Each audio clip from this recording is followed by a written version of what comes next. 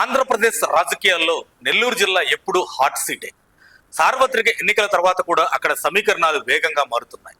తాజాగా నెల్లూరు జిల్లా వైసీపీకి గట్టి ఎదురుదెబ్బ తగిలేలా కనిపిస్తుంది. ఆ పార్టీ సీనియర్ నేత మాజీ మంత్రి మానుగుంట మహేదర్ రెడ్డి కీలక నిర్ణయం తీసుకోబోతున్నారు. ఆయన త్వరలోనే వైసీపీకి గుడ్ బై చెప్పనున్నారు. తెలుగుదేశం పార్టీలో చేరేందుకు ఆయన సిద్ధమయ్యారు. ఈ మేరకు రాజకీయ వర్గాల్లో జోరుగా ప్రచారం సాగుతుంది. కందుకూరు నియోజకవర్గంలో మానుగుంటకు గట్టి పట్టుంది. ఇప్పుడు ఆయన సైకిల్ ఎక్కేందుకు రగ్గం సిద్ధం చేసుకున్నట్లు తెలుస్తోంది. నిజానికి మానుగుంట మహేదర్ రెడ్డి గత కొంతకాలంగా వైసీపీకి దూరంగా ఉంటున్నారు.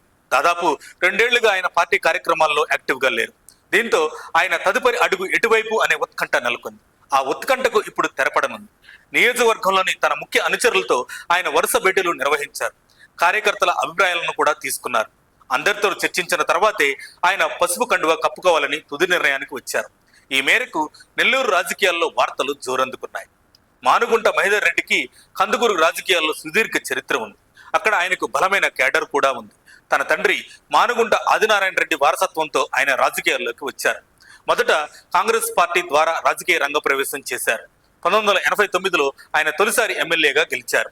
ఆ తర్వాత రాజకీయాల్లో ఎన్నో హెచ్చుతగ్గులు చూశారు. అయినా సరే 2004, 2009 ఎన్నికల్లో వరుస విజయాలు సాధించారు. కిరణ్ కుమార్ రెడ్డి కేబినెట్ లో మున్సిపల్ శాఖ మంత్రిగా కీలక బాధ్యతలు కూడా నిర్వహించారు.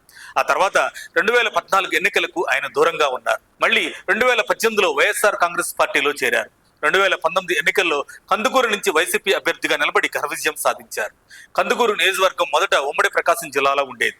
ఆ తర్వాత జిల్లాల విభజనలో నెల్లూరు జిల్లాలో విలీనమైంది.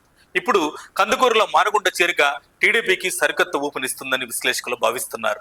మహేదర్ రెడ్డికి సుదీర్ఘ రాజకీయ అనుభవం ఉంది. ఆయనకు క్లీన్ ఇమేజ్ కూడా ఉంది. అలాంటి సీనియర్ నేత పార్టీ వేయడం నెల్లూరు జిల్లాలో వైసీపీకి పెద్ద మైనస్ అవుతుంది. అక్కడ వైసీపీ గ్రాఫ్ పై ఇది ఖచ్చితంగా ప్రభావం చూపే అవకాశం కూడా ఉంది.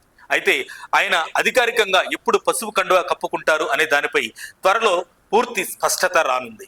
మరిన్ని అప్డేట్స్ కోసం మా కాయ్ టీవీని సబ్స్క్రైబ్ చేసుకోండి. మా వీడియో కనుక మీకు నచ్చినట్లయితే లైక్ చేయండి, షేర్ చేయండి. మీ విలువైన అభిప్రాయాలను కామెంట్ బాక్స్లో తెలియజేయండి.